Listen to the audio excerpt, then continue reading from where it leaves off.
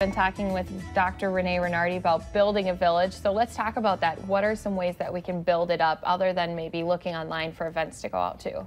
There's lots of things that we can do. The first thing is to challenge our mindset. If we're walking into a potential social situation telling ourselves, oh, nobody's going to probably talk to me, they're already all friends, I'm going to be rejected, that's not going to help.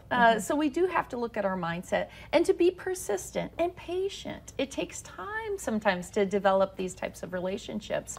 And we have to be able to be vulnerable and to not always be perfect. I remember when I had a townhome in Maryland, my neighbors would knock on my door and they might open my closet and chuck all the shoes in quick because heaven forbid I invite them in when I have shoes out, right? So it's important to let some of those things go, let ourselves be a little bit less than perfect, and also risk rejection. I remember when I first moved to Fargo, I went to a gardening event. There was a group of ladies, and it was like lunch, and so I walked up with my tray and asked, can I join you? And they said, sure. And I sat down, and as soon as I sat down, they literally all turned their backs to me. It felt like middle school all over again.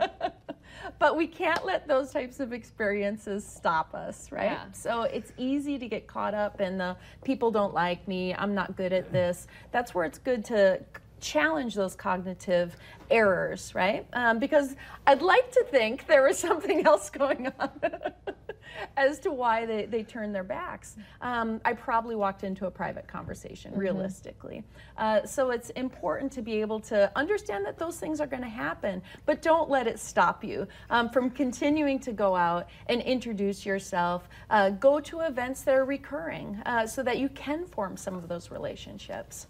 It's harder. I feel like the older we get, the harder it is to say, do you want to be my friend?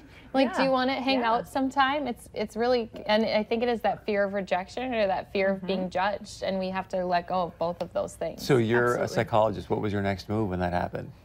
I sat there quietly. But what was your inner talk? In my inner talk, at first I felt that really strong rejection. And I started to think, you know, what's wrong with me? Oh, maybe people in Fargo are not as nice as I thought that they would be. So I was able to identify some of those thoughts and challenge them and decide, okay, I'm going to try again. In that situation, I didn't get up and leave. Maybe I would now. I don't know. It was just so awkward. So things like that will happen in our pursuit to develop a village, right? They missed out. Yeah, exactly. They missed out on you. You could have been her best friend. So it's good to be able to know not all of these attempts are going to work out. That's okay. You just have to keep going until you find your groove with a certain group. And that does take passion, you know, some practice, some persistence, and some patience in order to get there. So someone's feeling lonely and maybe they just need some help or some coaching from you. How do they get a hold of you? I can be reached at my office, which is lakesidecenter.org, the Lakeside Center for Behavioral Change, or they can reach me through couragecritters.com. Good stuff, Doc. You can take her out for lunch and not turn your back on her. Thank you so much for being here. We appreciate it. Thanks for having me. You bet. All right, stay with us. We're talking about some great clothes and jewelry and much more coming up.